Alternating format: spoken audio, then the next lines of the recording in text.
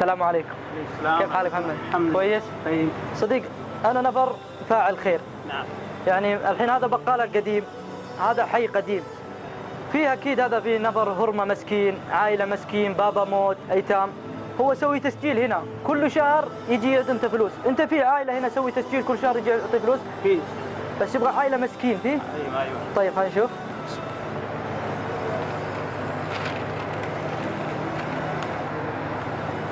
هنا في 450 ريال. 450 ريال. فين؟ أيوه. هو سكن هنا؟ أيوه. قريب؟ يا قريب. طيب ما في مشكلة. طيب. أنا أبغى أسدد هذا 500 ريال. نعم. بس أنا يبغى أنت يعطي نمبر هذا عشان أنا أكلم هو، أنا كلام خلاص سدد بقالة. إن شاء الله. في نمبر هو؟ أيوه. كم؟ 055. دقيقة.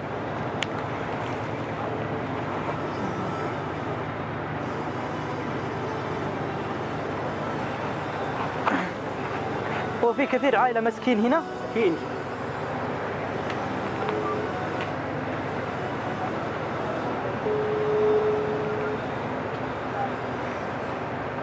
450 ريال.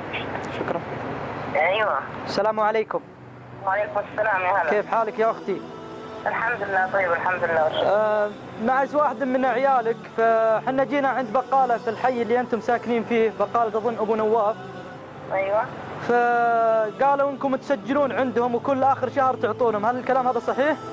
ايوه صحيح. طيب في فاعل خير الله يجزاكم خير جاء وسدد عنكم 450 الآن. الله يجزاك انت ويا الخير ان شاء الله. الله يكتب أجرك. أنا إن شاء الله ابنك، وإذا ما قابلتني في الدنيا إن شاء الله نتقابل في الجنة، وفقكم الله. لا والله ولد، لا والله ان شاء الله ابني وتشرف انك ابني. الله يكتب أجركم. سلام الله عليكم. سلام عليكم. ويكثر من امثالكم. الله يجزاكم خير. الله يجزاكم خير. شكرا يا حبيبي. أحبتي في الله، إخواني بالله، الآن عندنا في الأحياء القديمة تروحون الآن تلقون بقالات قديمة، عوائل أيتام مساكين أرامل حرمة مطلقة، أكيد يسجلون الآن، تلقون مسجلين 450 500 تسددون عنهم. طبعا هذا الشيء اللي سويناه مو بنوريكم إحنا تصدقنا، ولكن حب لأخيك المسلم كما تحب لنفسك. نوريكم هذه الفكرة. الله الآن أنت راعي بيت، الآن أنت وزوجتك وأولادك سددوا عن الناس، ادخلوا السرور في قلوبهم. أنتم يا شباب قرب، لو تقطون كل واحد 30 ريال 40 ريال وتسددون عن العوائل، أو أنت يا أختي الغالية صديقاتك في الجامعة قرب، تدخلون السرور في قلوب إخوانكم. أنتم تعلمون أن الصدقة تطفي غضب الله.